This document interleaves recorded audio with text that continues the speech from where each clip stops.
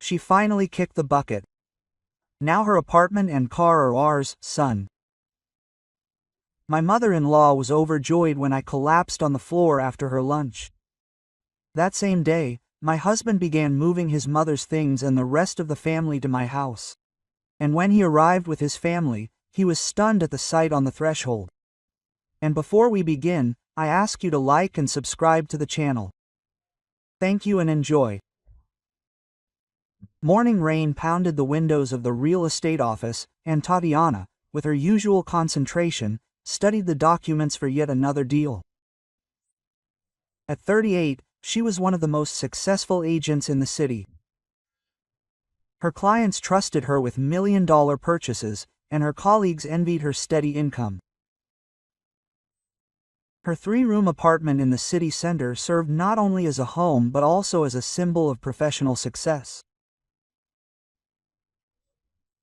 A brand new white car parked under the windows completed the picture of a successful woman who had created her own prosperity. However, her family life was not as smooth as her career. Grigory Zubov, her husband, worked as a mid-level manager in a construction company, earned a modest salary, and often complained about the unfairness of his life.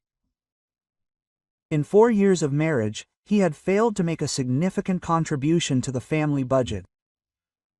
However, his mother, Claudia Petrovna, and sister, Zana, regularly reminded him of their housing problems. They lived in a communal apartment on the outskirts of the city, where the roof constantly leaked, the radiators didn't work, and the neighbors were always drunk and rowdy. Claudia Petrovna, a 63-year-old woman with a perpetually disgruntled expression, never missed an opportunity to talk about how hard life was in their slum. Zana, an unmarried 35-year-old elementary school teacher, echoed her mother's sentiments and enviously surveyed the furnishings of Tatiana's apartment. Both women regularly hinted at how wonderful it would be for everyone to live together, given Tatiana's vast space. That October evening, Tatiana returned home early and heard familiar voices on the landing. Claudia Petrovna was talking with her neighbor, Nina Vasilyevna, a pensioner from the apartment across the street. Tatiana paused at the door, taking out her keys, and overheard part of their conversation.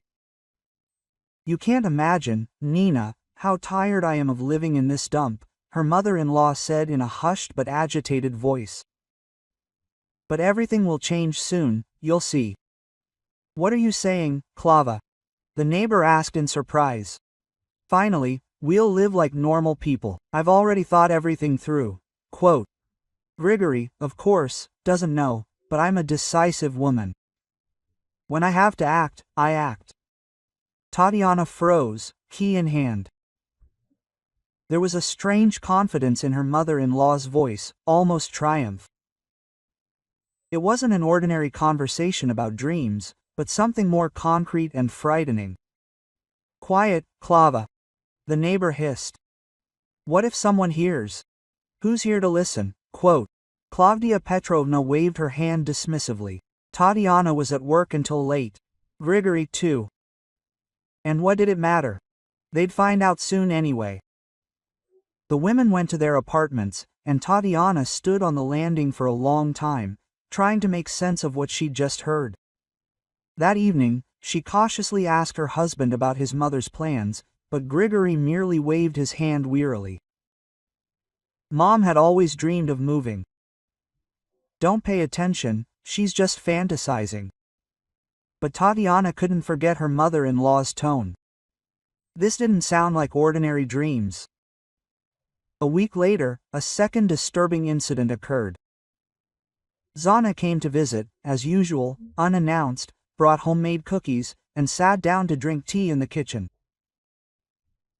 She talked about her students, complained about her small salary, and admired the renovations in Tatiana's apartment.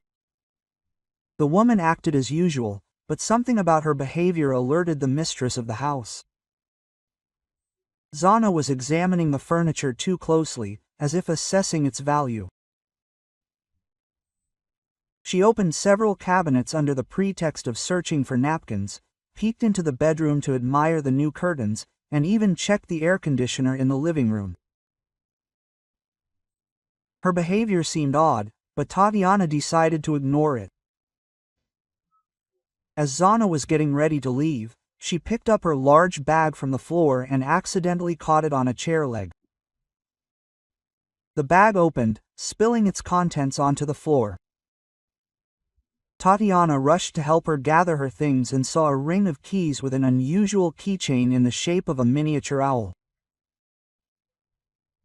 An identical keychain hung on the keys to her own apartment, a birthday gift from her husband. "What interesting keys," Tatiana remarked, picking up the ring. "The keychain is just like mine." Zana quickly snatched the keys from her daughter-in-law's hands, visibly embarrassed. Yes, these were the spare keys to our communal apartment. She'd bought the keychain at the market. There were plenty of them. But Tatiana remembered well that Breloksova's was an exclusive one, custom-made in a jewelry workshop. It was impossible to find an identical one for sale. Moreover, the shape of the keys seemed suspiciously familiar. After the assistant left, Tatiana carefully examined her keychain. There was no doubt. Zana's keys looked like exact copies of her own. But where could she have gotten duplicates, and why would she need them? This thought haunted her for several days. Tatiana began to notice little things she hadn't noticed before.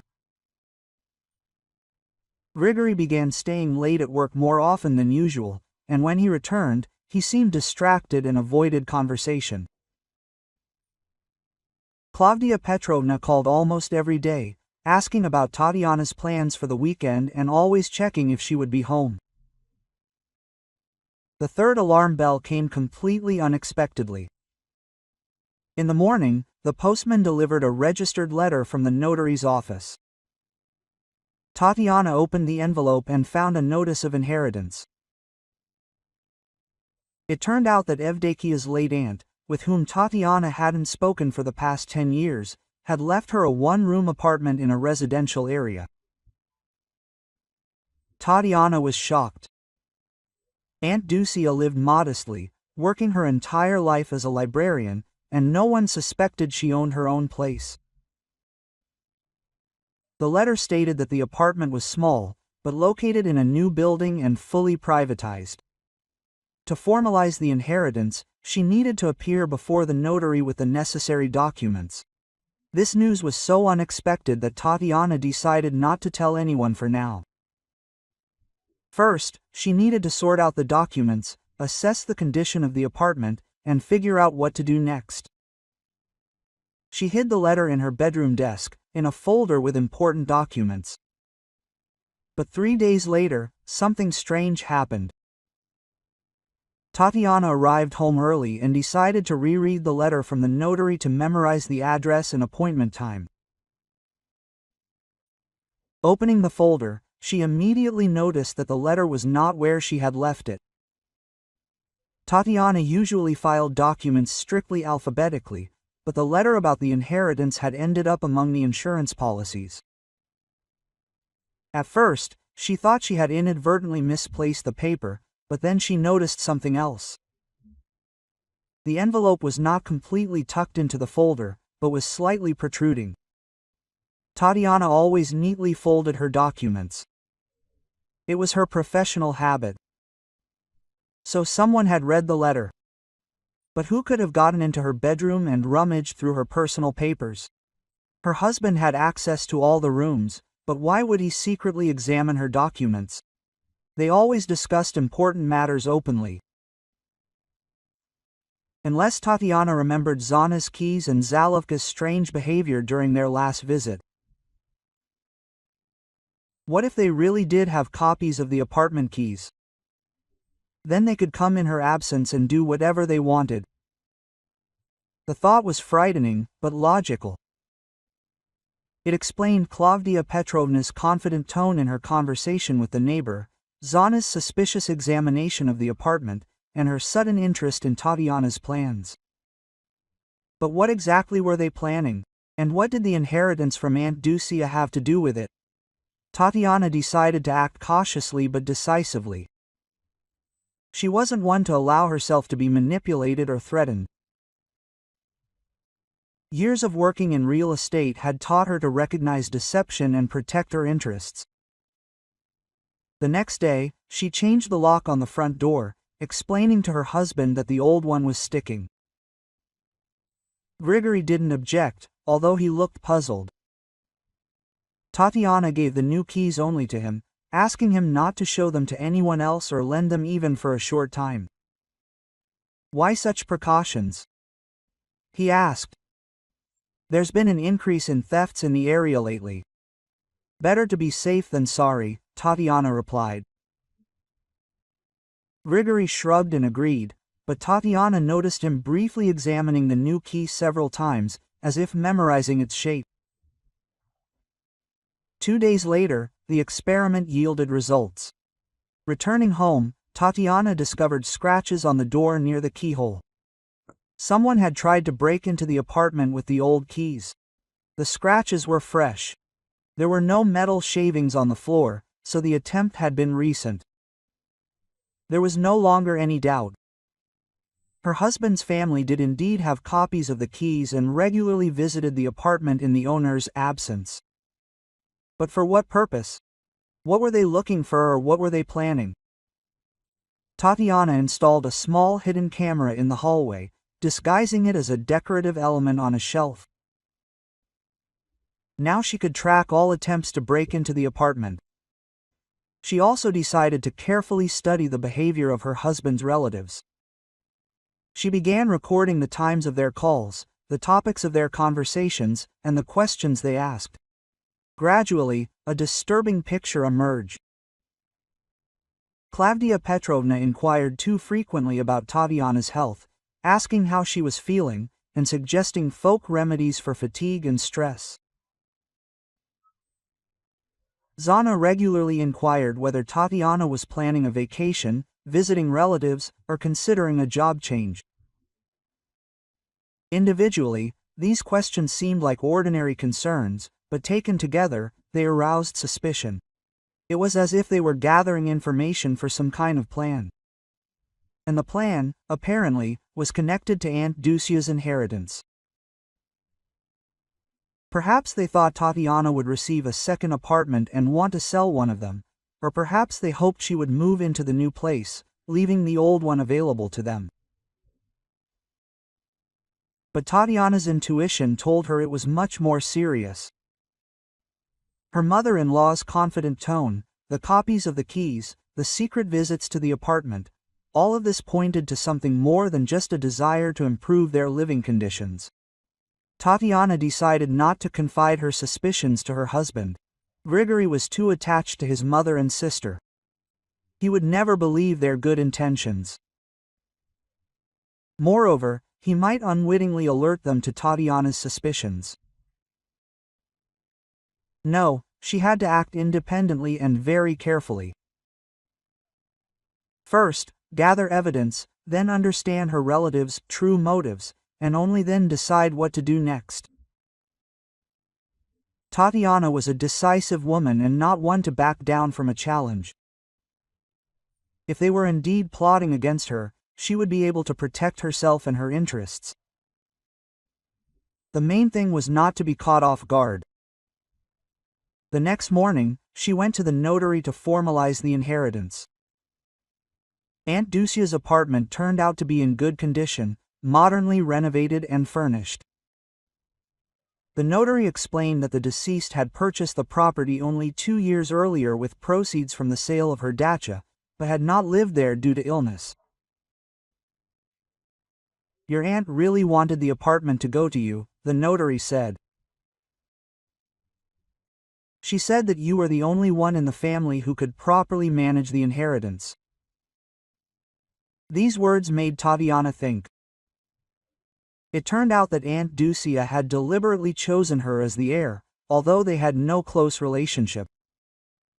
Perhaps the elderly woman knew something or had a premonition. That evening, Tatiana looked at the hidden camera footage. No one had come to the apartment in her absence, but this did not reassure her.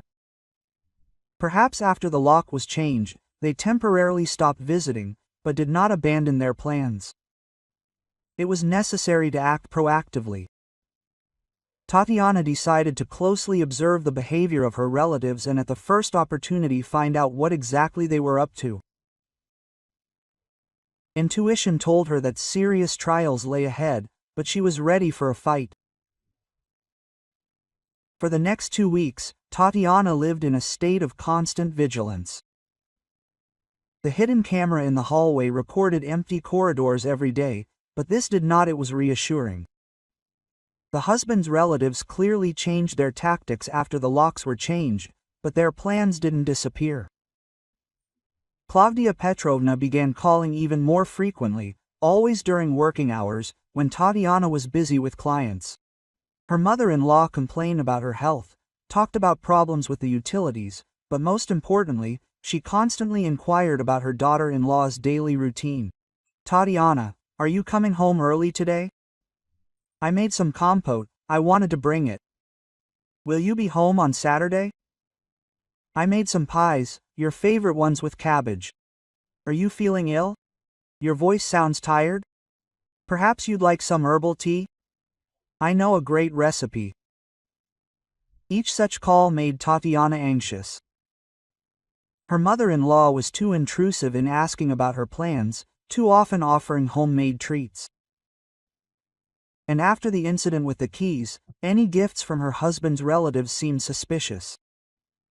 Zana also changed her behavior. She stopped dropping by unannounced, but she began sending photos, supposedly for a family album. The pictures showed views from Tatiana's apartment windows, the living room interior, the kitchen, the bedroom. Zalovka explained that she wanted to show her friends how beautifully her brother lived. But each photo was carefully taken to capture as many details of the furnishings as possible. Particularly strange were the photos of locks, door handles, and window latches. Zana claimed she was photographing beautiful hardware for her upcoming renovation. But Tatiana thought Zalovka was studying the apartment's security system. Grigory was acting increasingly suspicious.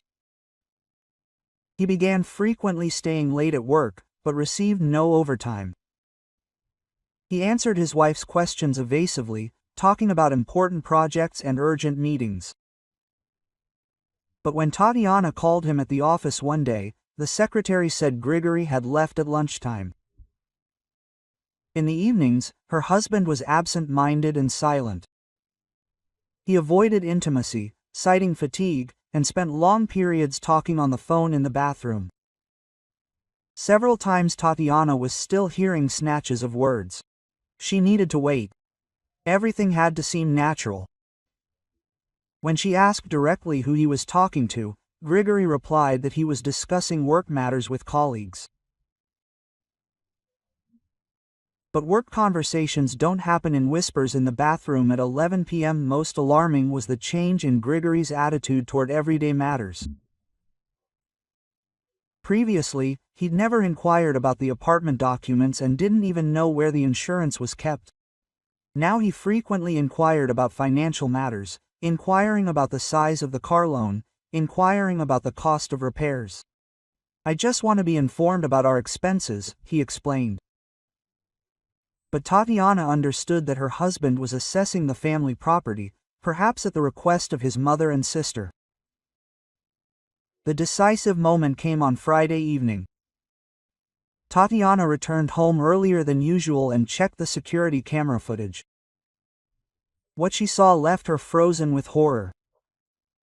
At 2:30 in the afternoon, Claudia Petrovna entered the apartment. She didn't have the old keys that no longer worked, but new ones, exactly like Tatiana's. Her mother-in-law acted confidently and methodically. First, she went into the bedroom and carefully examined the desk where the documents were kept. Then she photographed several papers with her phone. Then Claudia Petrovna headed to the kitchen.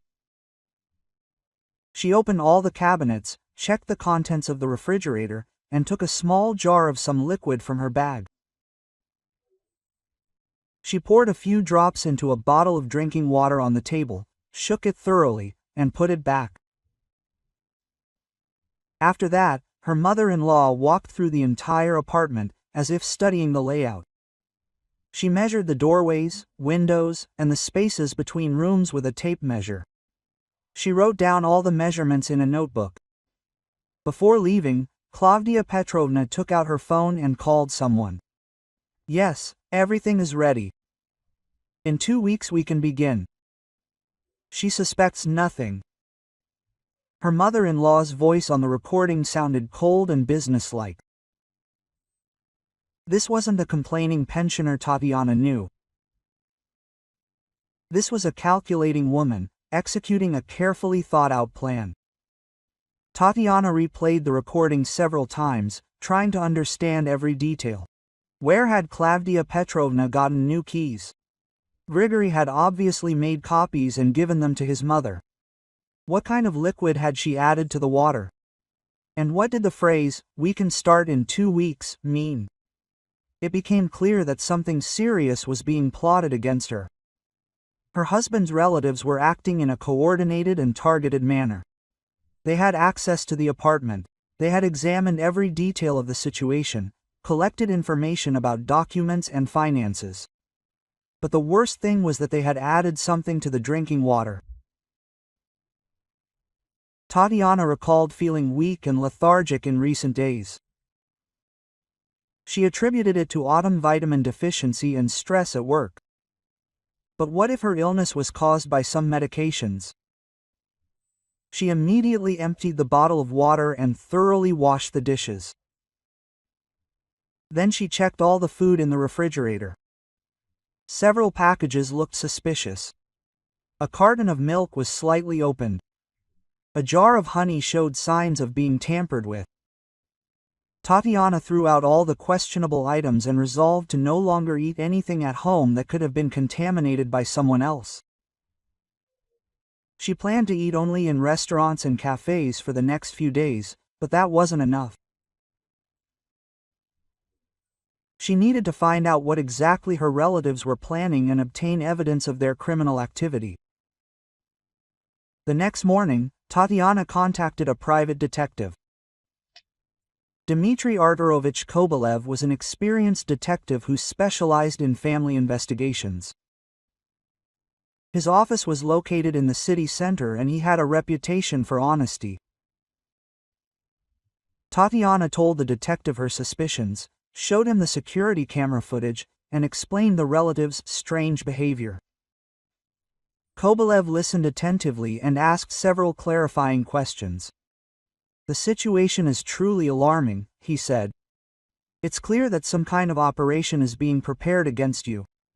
We need to establish surveillance of all the participants and find out their true intentions." "How long will it take?" "To Nedya Ludva, no more." Judging by the recording, they themselves mentioned the deadline. "The main thing is not to let them know that you suspect anything." The detective took up the case immediately. The very next day he provided the first results. It turned out that Grigory's family was in a very difficult financial situation. They owed more than 200,000 rubles for utilities and received an eviction notice. The debt was due in a month. Moreover, Zana took out a loan to renovate the apartment, but spent the money on other things. The bank demanded repayment and threatened legal action. Claudia Petrovna had health problems. She needed expensive medications, but her pension was not enough even for basic needs. In such a desperate situation, people are ready to take extreme measures, the detective explained. Your apartment and car could solve the problem. All their problems combined, but how do they expect to get my property? There are several options. They could try to force you to sell the apartment, supposedly to help the family. They could stage accidents and inherit the property through your husband, or they could try to have you declared incompetent due to mental or health issues. The last option seemed the most likely. If they are gradually poisoning Tatiana with some kind of drug, causing her health problems, they could have her declared incompetent to manage the property. Then her husband would become guardian. And he is already under the influence of his mother and sister. The detective continued surveillance and soon uncovered even more shocking details. Klavdia Petrovna regularly met with a woman near a pharmacy on Lenin Street. They talked for a long time. The woman handed bags of something to her mother-in-law. Kabelev took photographs of this woman and checked her out through his sources. It turned out she was Nina Zagorskaya, a pharmacist at that very pharmacy. She had a criminal record for illegally selling potent drugs. That's where my mother-in-law gets her poisonous substances, the detective said. Nina Zagorskaya sells medications without a prescription, including psychotropic drugs. Most likely, your mother-in-law buys sleeping pills or sedatives from her. This was enough to contact the police, but Tatiana wanted a more complete picture. The detective installed a wiretap on Klavdia Petrovna's phone and soon recorded several incriminating conversations. In one of them, the mother-in-law spoke with Zana for a couple of weeks, and she would start to slur her words and forget simple things. Then Grigory would take away her apartment documents, supposedly for safety. And if she realized it, she wouldn't. The dose is calculated so that she would feel sick, but would not suspect poisoning. She would think she was overworked. In another conversation, Klavdia Petrovna discussed details with a certain man. As soon as she becomes unstable, we will file a lawsuit to have her declared incompetent. We have medical certificates proving her unstable mental state. What certificates? The man was surprised. Nina had arranged everything. She has doctor friends who will issue any documents for good money. The picture was becoming increasingly clear and terrifying. Her husband's relatives were planning to slowly poison Tatiana with drugs that affect her psyche. Then, they would obtain fake medical certificates proving her incompetence. After that, they would file a lawsuit to have her declared incompetent and transfer custody to Grigory. As guardian, the husband would have the right to dispose of all of his wife's property, and under the influence of his mother and sister, he would likely sell the apartment and car, ostensibly for Tatiana's treatment in a private clinic. In this plan, Tatiana herself was relegated to the role of a weak-willed patient who would spend the rest of her life in a psychiatric hospital, while her property would provide a comfortable old age for the Zubov family. The plan was well thought out and insidious. If Tatiana hadn't noticed, if she'd substituted the inheritance letter, ignored her relatives' behavior, and neglected to install a camera in the hallway, everything could have worked out. But now she knew the truth and could defend herself.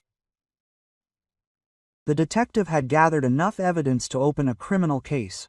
Recordings of conversations, photographs of meetings with the pharmacist, information about the family's financial problems. All of this could have served as grounds for an arrest. However, Tatiana decided to wait for the decisive moment.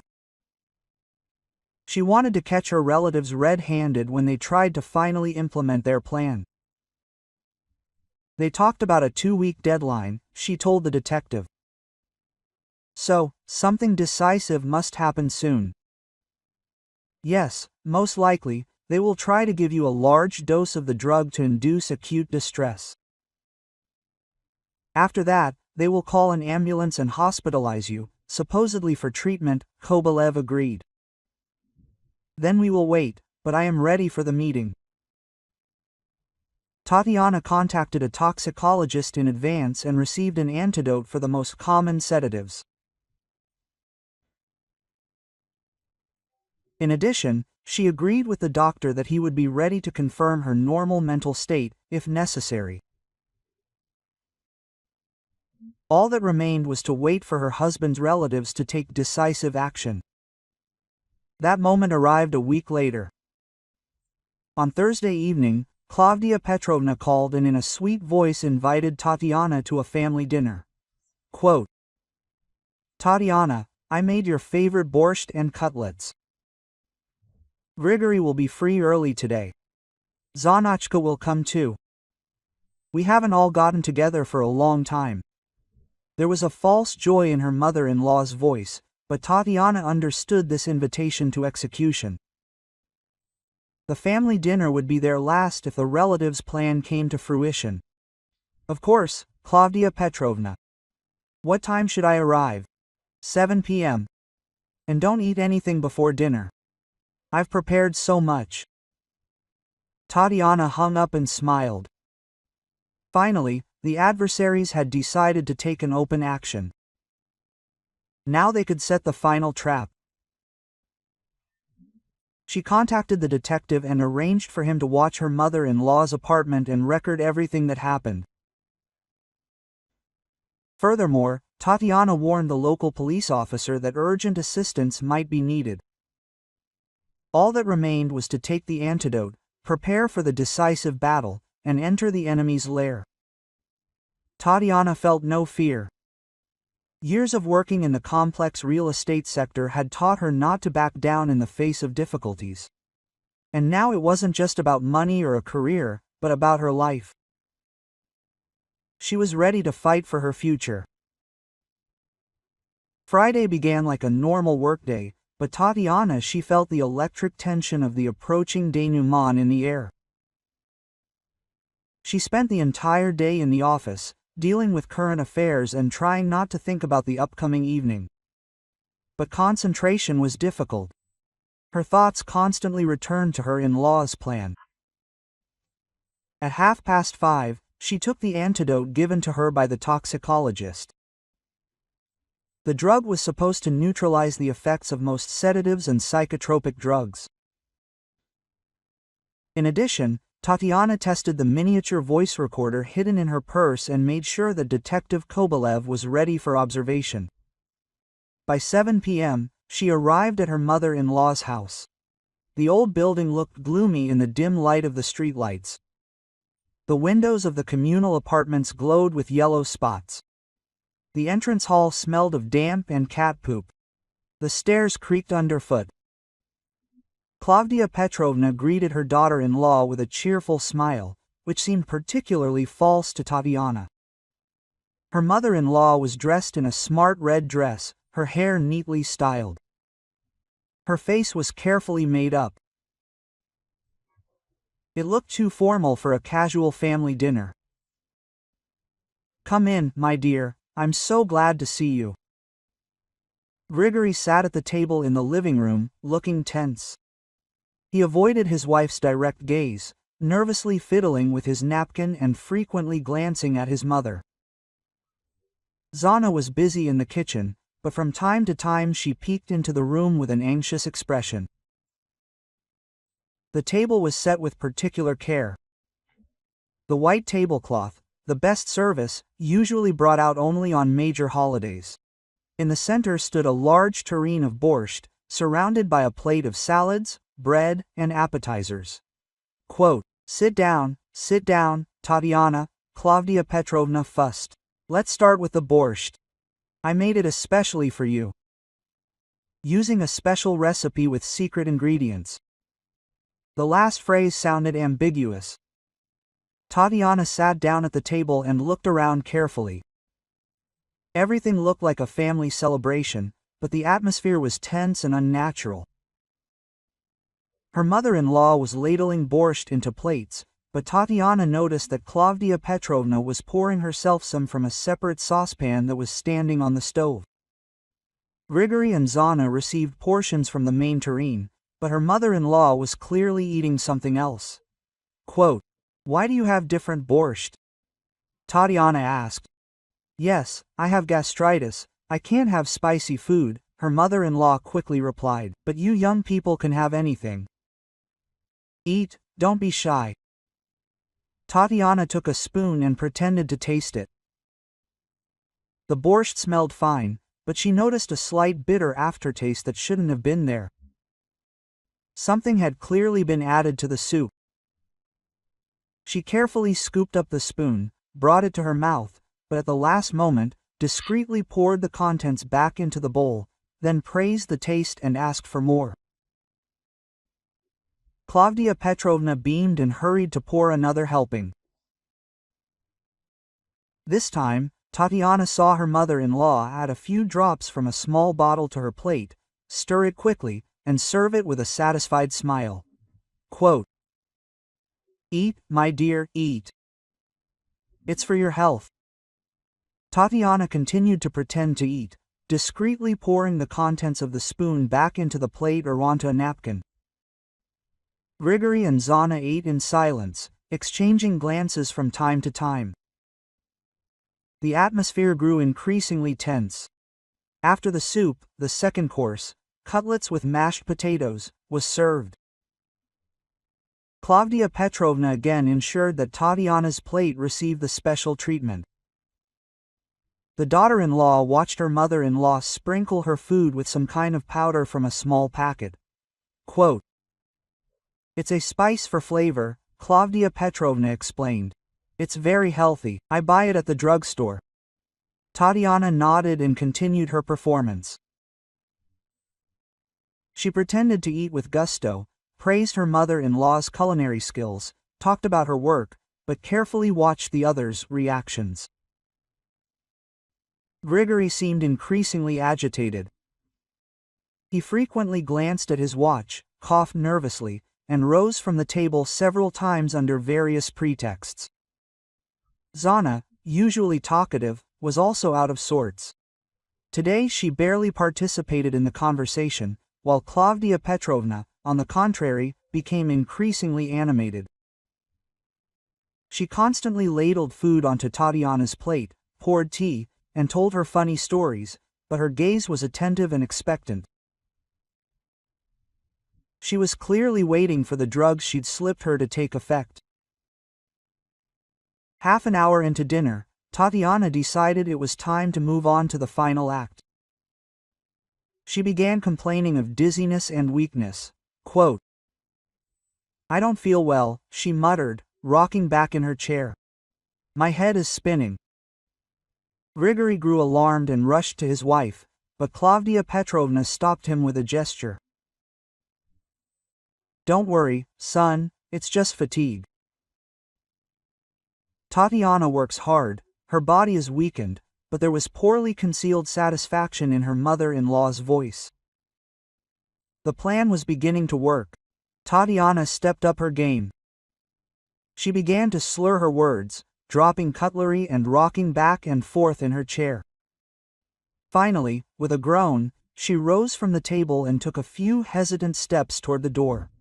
Quote, "I need some air," she whispered, collapsing to the floor. The effect was stunning. Grigory jumped up and rushed to his wife, but Klavdia Petrovna grabbed his hand.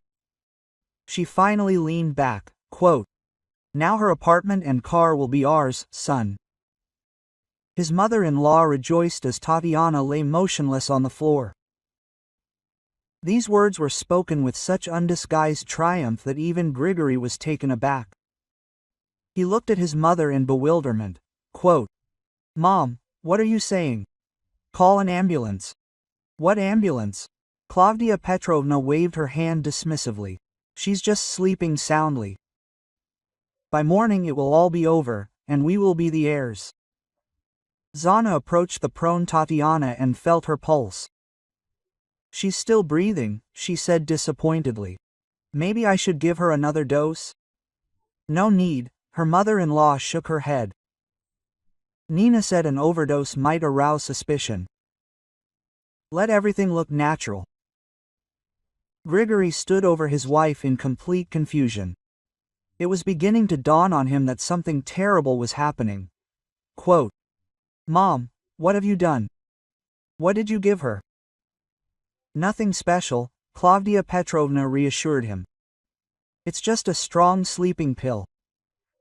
She'll sleep for a few days, and then, well, Who knows what can happen to a person in such a state? His mother's cruel frankness shocked Grigory. For the first time, he realized that he had become an accomplice to the attempted murder of his own wife. Quote, "Are you crazy?" he screamed. "This is a crime." "Quiet, quiet," his mother-in-law hissed. "The neighbors will hear. And this is not a crime, but justice. This upstart has been living in luxury at your expense for too long." "At my expense?" "Yes, she supports our entire family. Claudia Petrovna is temporarily supporting us according to the rules. And now we'll support ourselves with her money." Zana, meanwhile, was searching Tatiana's purse, pulling out documents and keys. "Here's her passport, here are the keys to the car and apartment. We can start moving." "Move?" Grigory didn't understand. Of course, his mother was delighted. "While she's sleeping, we'll move our things to her apartment. And when she wakes up? If she wakes up, she'll find us the rightful owners." The plan was thought out to the last detail. They figured Tatiana would be unconscious for several days. During that time, they would move into her apartment, arrange a power of attorney for the property, sell the car, and when Tatiana woke up, it would be too late to change anything. That same day, her husband began moving his mother's things and the restrooms to her home. Grigory muttered, finally understanding the full horror of the situation. But it was too late to protest. Claudia Petrovna and Zana were already packing their things. They were making a list of what needed to be taken from the communal apartment. "Grigory, help us pack the essentials," his mother commanded. "And we'll leave this one here, let it sit in peace." An hour later, they were loading bags and suitcases into Tatiana's car. Grigory acted as if in a daze, unable to resist while his mother was at it.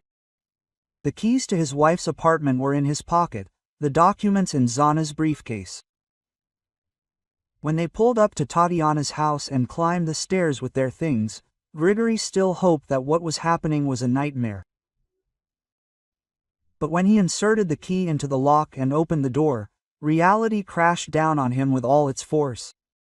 Tatiana was standing in the hallway, alive, healthy, and fully conscious. Next to her were two uniformed police officers and a man in civilian clothes, filming the scene. When he arrived with his family, he was stunned at the threshold by what he saw. Tatiana continued her thought out loud, looking at her dumbfounded husband. Grigory dropped the suitcase. Zana gasped and backed toward the stairs. Claudia Petrovna stood rooted to the spot, unable to believe what was happening. "Welcome to my apartment," Tatiana said evenly. "As I understand it, you've come to claim your inheritance." Senior Police Lieutenant Semyonov stepped forward. "Claudia Petrovna Zubova, Zana Grigoryevna Zubova, Grigory Andreevich Zubov. You are under arrest on suspicion of attempted murder and fraud. You have the right to remain silent." Zana was the first to try to escape, but the second police officer blocked her path to the stairs. Claudia Petrovna began babbling furiously, "This is a setup. We didn't do anything. Tatiana invited us herself. We were invited to dinner," Tatiana accepted. But they clearly overdid it with the food. Detective Kobelev took out a tape recorder and started recording. She finally relaxed. "Now her apartment and car will be ours, son." Claudia Petrovna's voice came from the speaker. "Nina said that an overdose could arouse suspicion. Let everything look natural." The faces of the detainees turned deathly pale. We realized that their conversations were being recorded. "We also have video recordings of your visits to the victim's apartment," the detective continued. "Surveillance footage of your meetings with Nina Zagorskaya, a drug dealer. Samples of the poisoned food for analysis." Grigory slowly sank to the floor, leaning against the wall. He couldn't believe that he had become involved in a criminal conspiracy against his own wife. Quote, "Tatiana, I didn't know. Mom said she just wanted to help you relax. I didn't know." Tatiana took the apartment keys out of her bag. "And where did Mom get these copies?" "By themselves." Grigory covered his face with his hands. Indeed, he had made copies of the keys himself at his mother's request.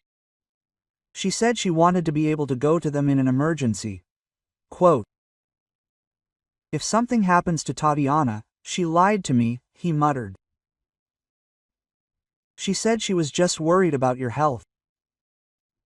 "And who looked through the inheritance documents in my absence?" "I did. Mom asked me to find out what valuables we have, in case you need a loan." Each excuse sounded more and more pitiful. Grigory understood that he had become a puppet in the hands of his mother and sister, but that didn't absolve him of guilt. Klavdia Petrovna, meanwhile, tried to play the role of a harmless pensioner. "Officer, this is a misunderstanding. I simply wanted to feed my daughter-in-law. I have a bad heart. I'm not capable of crime." "A bad heart didn't stop you from regularly buying psychotropic drugs from the pharmacist Zagorskaya." The lieutenant objected. "By the way, she's already been detained and is giving a statement." This news completely broke his mother-in-law. If Nina Zagorskaya was caught, she would surely tell on all the buyers to mitigate her own punishment. Zana tried her last trump card. And if Tatiana made it all up, maybe she wants to get rid of us and made up this story. In response, the detective played another recording of Zana's conversation with her mother about the best way to divide Tatiana's property after her disappearance.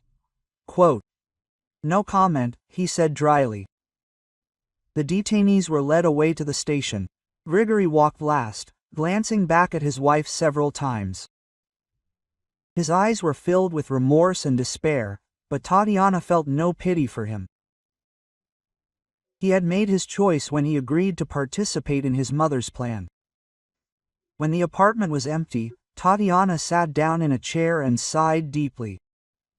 The nervous tension of the past few weeks had finally eased.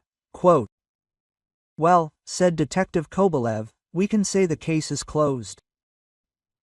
The investigation has enough evidence to open a criminal case." "And what punishment do they face?" "Attempted murder, from 8 to 20 years. Considering the method of committing the crime and the selfish motives, the court is unlikely to be lenient." Tatiana nodded. Justice had been served, but the victory brought no joy.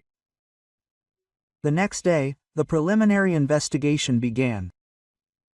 Tatiana gave detailed testimony, providing all the records and materials. The examination confirmed the presence of powerful sleeping pills in the food, in a dosage capable of causing a coma or death. But the most shocking discovery was the results of the investigation into the Zubov family's past. It turned out that Klavdia Petrovna had been married twice.